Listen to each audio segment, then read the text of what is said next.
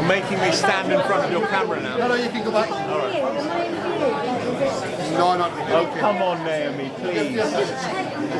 Should we get you a box to stand on so you are? Or is that when they sign the big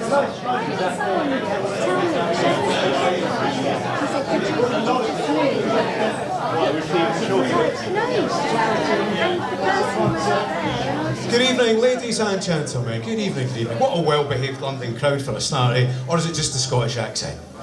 Would you like to take a few steps forward? Come close. Don't be scared. Don't be scared. Come on forward. Come on forward. There we go. Get away from the bar for half an hour.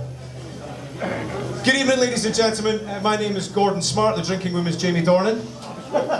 I will be your host for this evening. For the unemployed amongst you, you might recognise me from BBC Morning Live. For those who do have a job, Radio 5 Live. For the music fans, maybe Radio X. And for those on OnlyFans, good evening, thanks for the money. I'm the Scottish connection tonight. There are a lot of you here this evening who could host this gig, but the reason I'm here is because I am a proper Scotsman, right? And there's something incredibly special happening at an amazing venue in Scotland in November this year, which hopefully you'll all get a chance to come along to. But we're here to launch it in Tin Pan Alley. What an incredible venue. The Italians say a building has a warm ghost.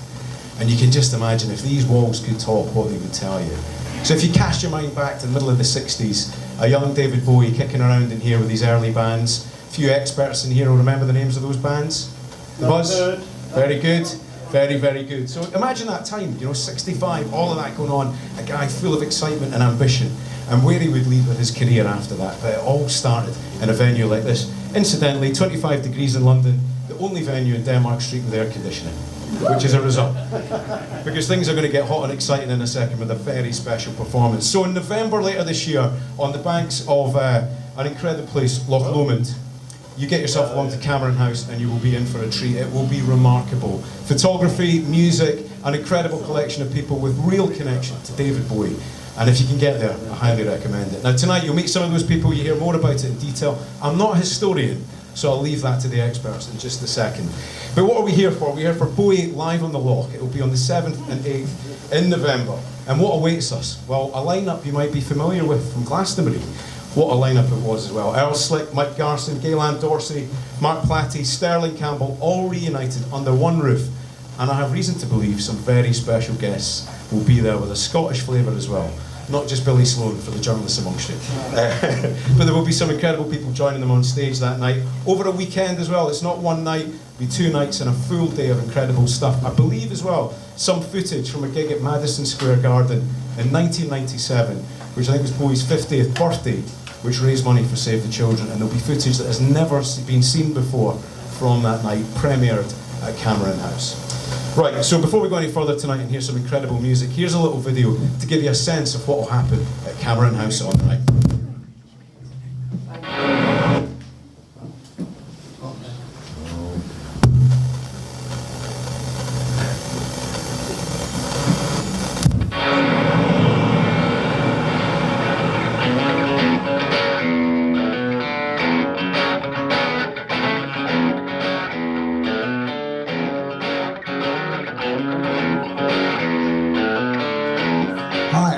And I'm here to announce Bowie live on the Loch. It's a celebration of David Bowie's life and music in aid of Save the Children. This event will happen in November 7th and 8th, 2026 at Cameron House on the banks of Loch Lomond. I will be joined by musicians who have worked closely with David Bowie over the years, including a star-studded list of guest performers.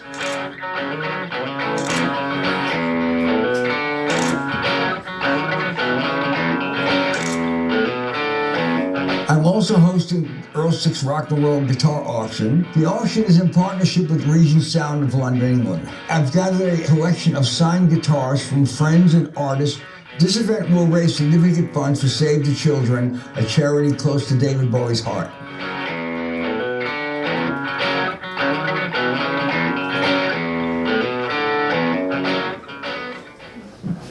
So we have, ladies and gentlemen, Bowie live in the Loch. Special musician just limbering up upstairs who's going to come down in a second and give you a little preview of what you can hear on the night. And just a reminder of the philanthropic side of David Bowie. As I say, Save the Children is a huge part of that night, and all the money raised will go to a wonderful charity.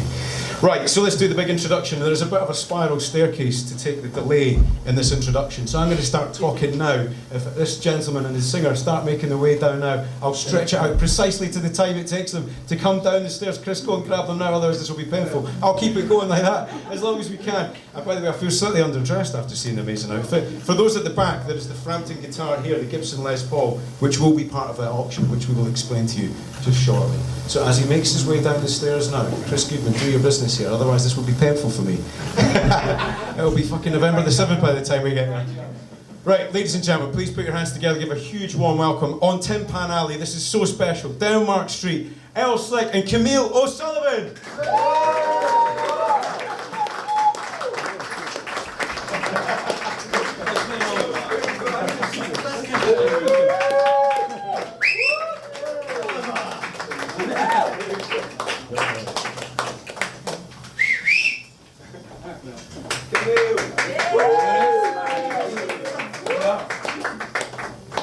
Holy shit! Lovely to meet you. Oh, hello. Amazing Earl. Earl. I'll go on this side of your. Which side suits you? You're singing, I'm playing. Pick a side. Okay. Well, I do anything what you're happy with. Okay. This is good. Why? Am I singing all of a sudden? No. Kill that mic unless I'm speaking. How is everybody? With their cameras? Oh, look, only if you switch your real camera.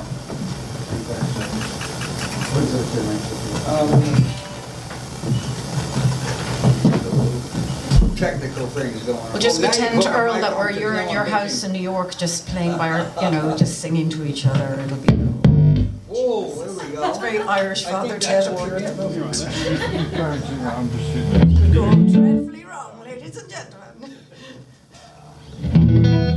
That might be a bit Just much. so delighted. He's such a beautiful man, so I'm just so excited to sing with him. He's, well, I don't know if I'm more scared about you or messing with you in front of him.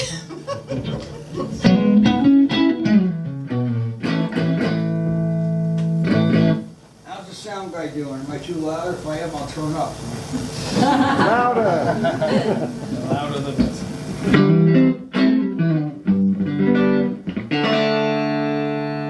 Almost there. A little bit more hair on that motherfucker.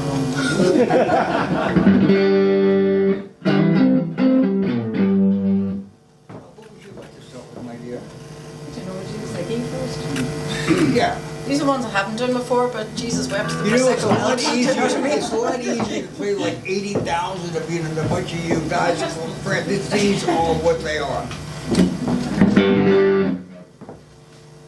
we have a good level with vocals? Oh yeah, we didn't get a sound check, but sure we'll see. Just give us if there's a bit of reverb and try and make me look 20 years younger if you're doing the photographs too and all the rest. You know what I mean? And you help me out with that one too while you're at it. Is it okay? Yeah, all right. Sounds good. Yeah. Happy days. You all look amazing. All the guitars. Look at me. All the guitars. Thank you. You're welcome. Oh. I mean, David never allowed me to have a mic anyway because they sang so shitty. So we. He doesn't. He sings beautifully. How were your? Yeah. Just yeah. I don't think I matter as much as what's going on next to me. But anyways. You ready, my dear? Ready, darling Earl.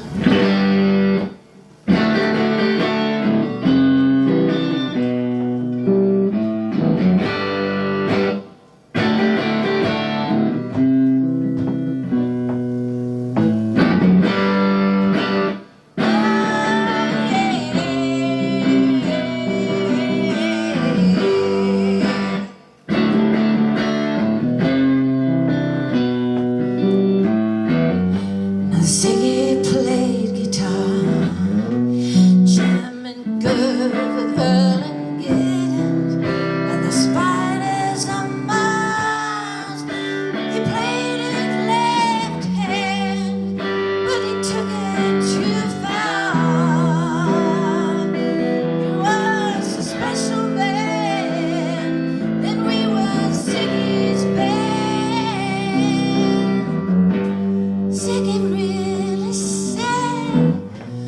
screwed up eyes, screwed down hair, like some cat from Japan. He could lick him by smiling, he could leave them to hand.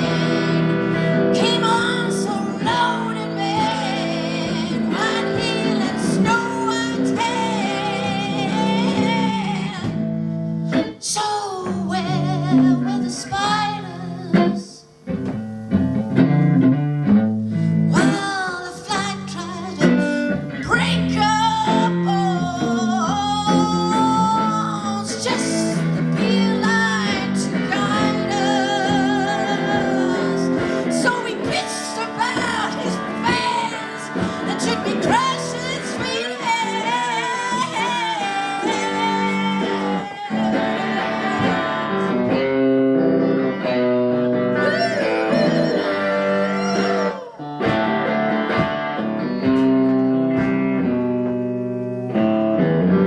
Ziggy played for time, jiving us that we were voodoo, and the kids were just crabs, but he was the nest with God-given ass. And he took it all too far, but boy could he play guitar, making love with his ego. Ziggy sucked up into his mind, oh, like a leper messiah. But when the kids had killed the man, I had to break up the band. Oh,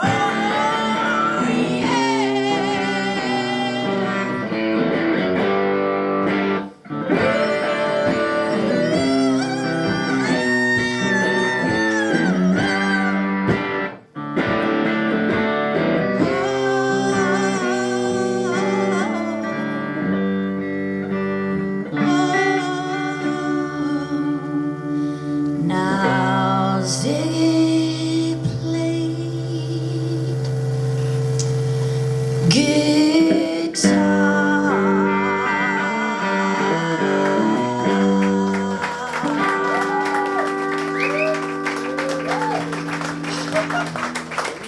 Well, that's the first time I've sung that, so I'm having a complete breakdown now. Or, do you know what I mean? It's the fear of God that makes you sing like that, ladies and gentlemen. And I'm Irish, so I'll have complete shame at 4 a.m. in the morning. And it's true. No. I am so embarrassed. Camille was my mother, just about me. Earl Slick is the most incredible. There's something very strange when you're beside him, because it's like he's casting spells and you're going through several cinema screens with him, so please, oh my God. Anyway, you know what I'm saying, sure, you know yourselves. Why isn't that Prosecco glass downstairs? Oh, I'm so glad you didn't hear a thing. It's nonsense, Earl, it's nonsense. Now, do you want... Another one? Yeah, will we do another one for you? Yeah. Another one I don't know. If anybody feels like joining in. Talk about putting it together in like 5 minutes. Yeah, but also such a worthy cause. So we're so delighted to be here, and you know, just such a pleasure. So, mwah, mwah, mwah. Wow.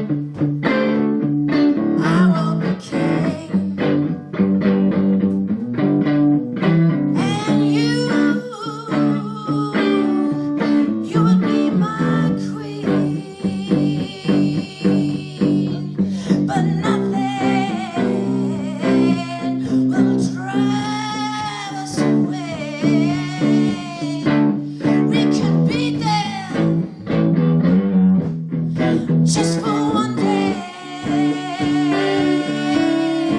Oh, we can be us, just for one day.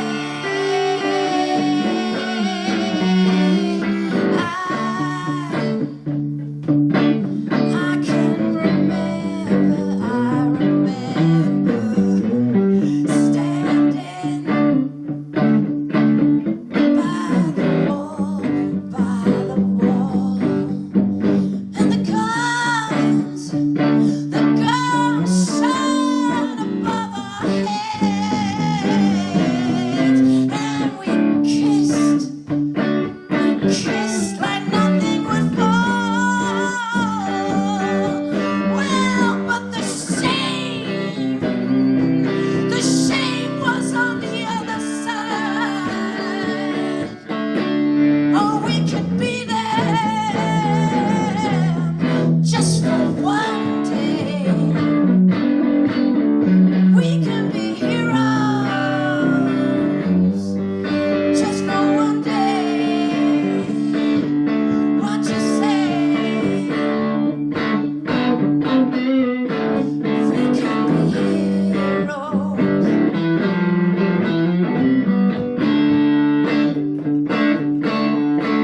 We can be heroes.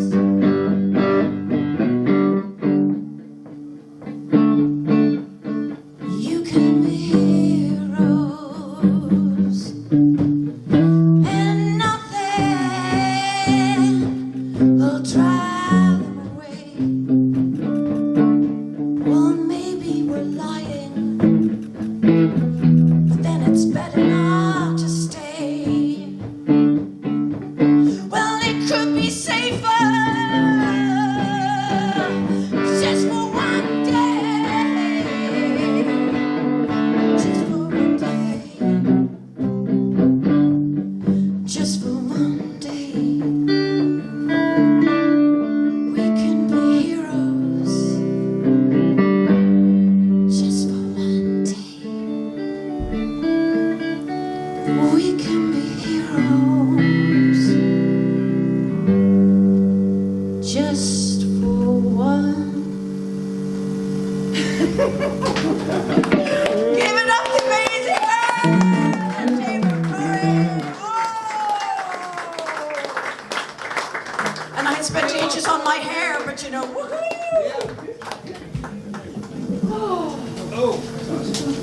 That's back to the humdrum I life. just got warmed up, we're gonna I leave. didn't, no, it's fantastic. I'm going back for my Prosecco.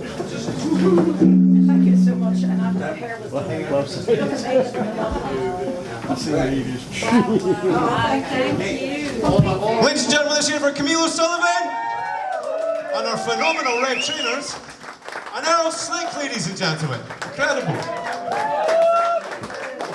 Errol, thank you so much. What a privilege. What a privilege. Thank you for coming to do that show. I mentioned 60 years ago, 1965 or so. Do you remember your first visit to Tin Pan Alley, to Denmark Street? 65? Yes. Hell no. I was one. No, I wasn't. I was 14. Have you bought a guitar at Denmark Street before? And if so, do you remember which one? Oh my God.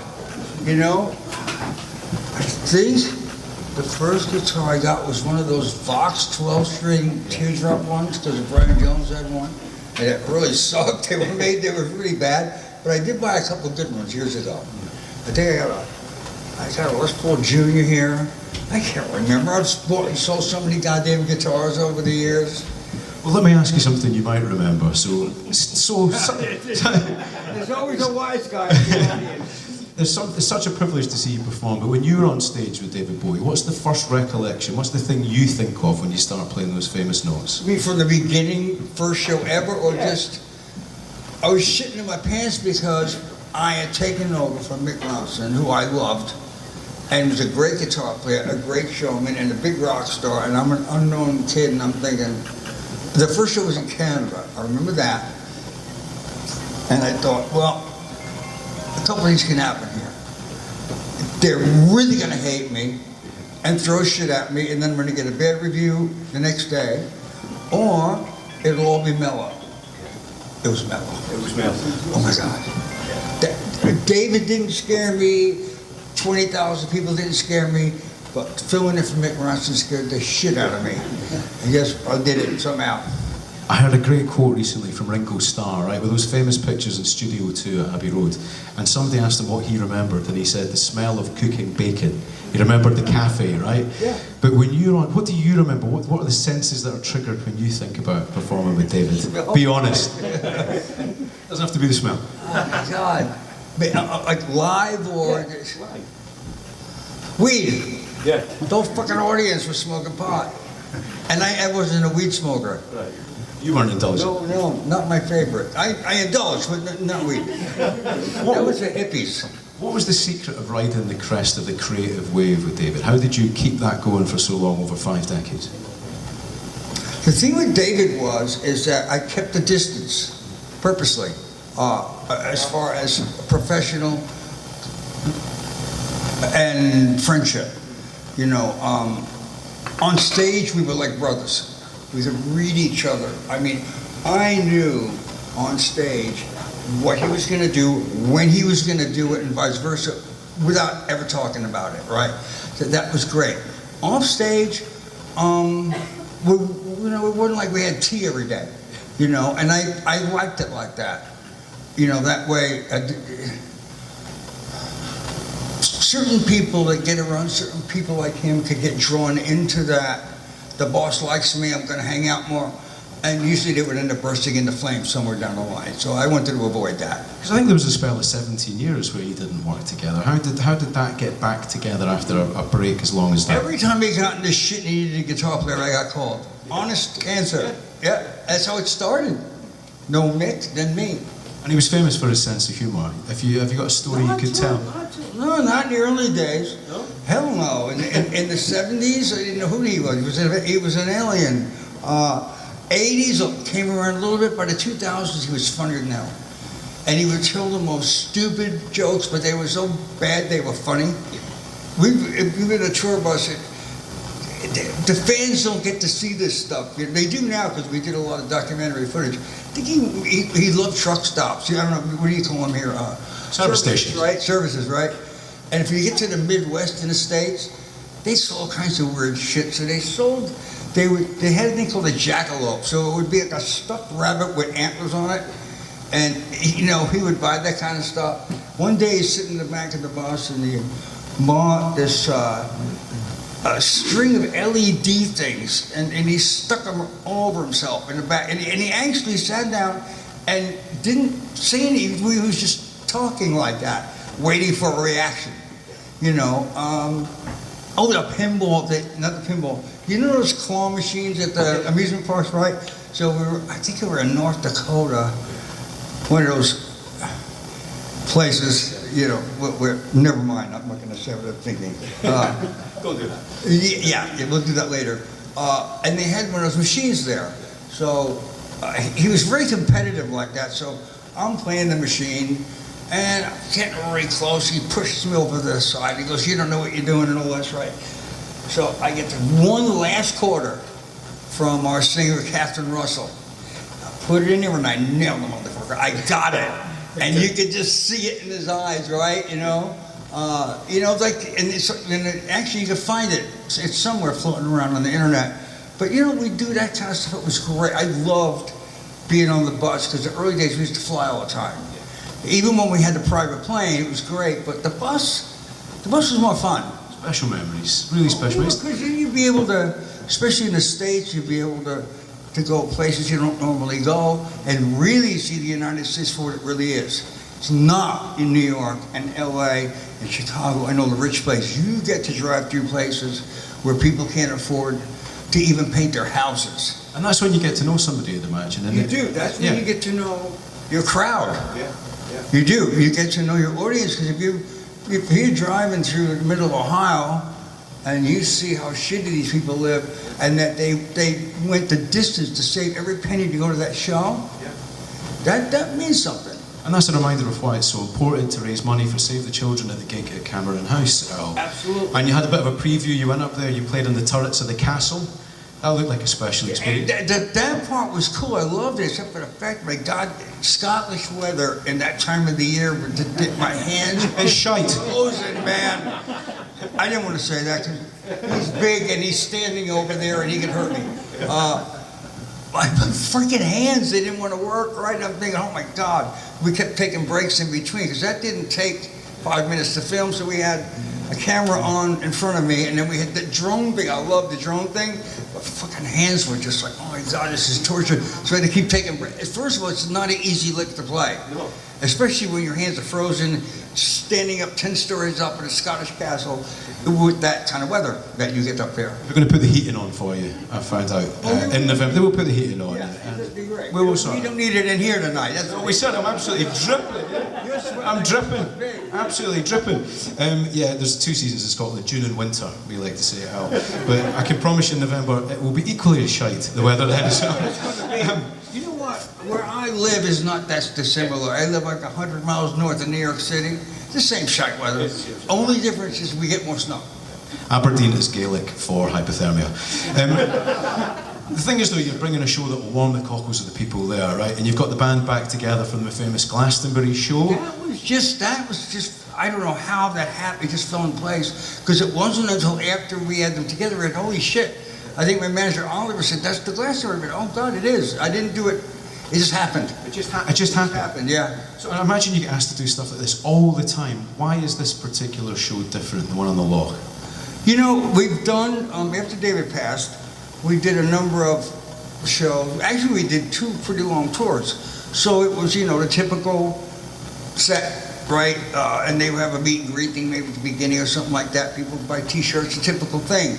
And the last one I did was 2019. It was just, you know, I think we did our due diligence. It gave the fans something at the end. It gave us as a band a way to just kind of heal up a little bit. And that was that. And